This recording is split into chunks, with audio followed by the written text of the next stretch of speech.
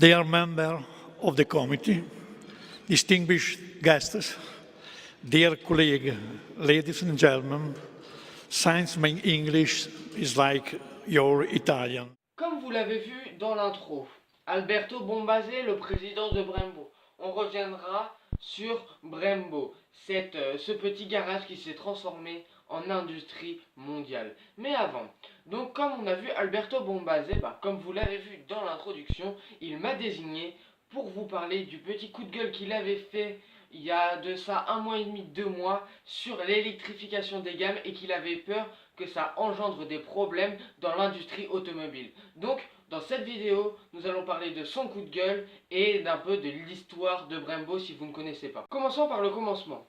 Qu'est-ce que Brembo? Brembo, à la base, c'est un petit garage fondé par Emilio Bombazé.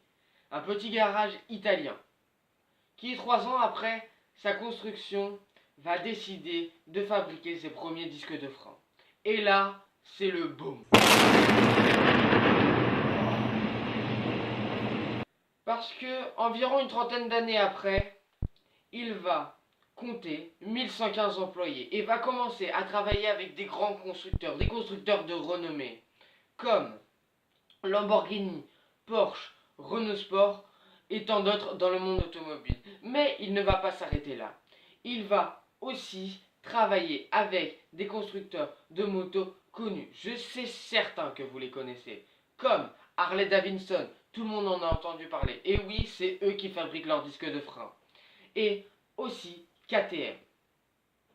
Maintenant, nous allons plus nous intéresser au sujet qui est un peu le thème de cette vidéo.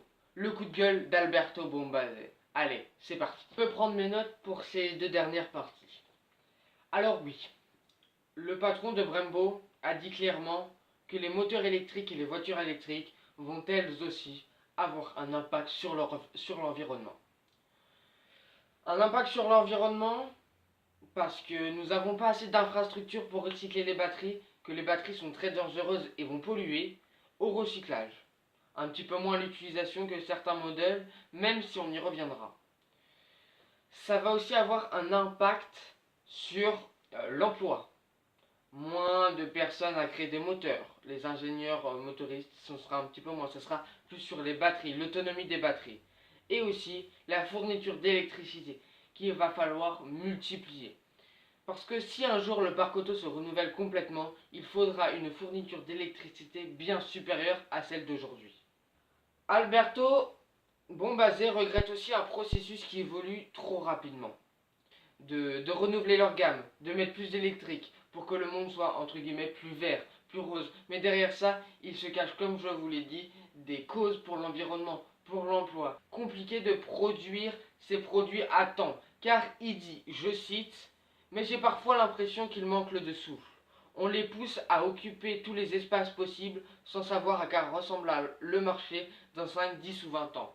Donc quand il dit ça, il dit en fait que les États demandent trop d'amélioration de ce côté et que les marques ne peuvent pas suivre. En tout cas, lui ne peut pas suivre. Et que c'est dommage parce que ça se trouve c'est un marché peut-être qui va exploser, on ne le sait pas. Ou ça se trouve c'est un marché qui va totalement couler parce que dans 5 ans on aura découvert quelque chose d'autre.